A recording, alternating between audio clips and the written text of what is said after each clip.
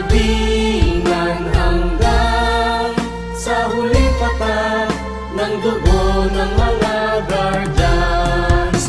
Piliin ang bayan, aming ipaglalaban hanggang kamatayan, hanggang sa libingan.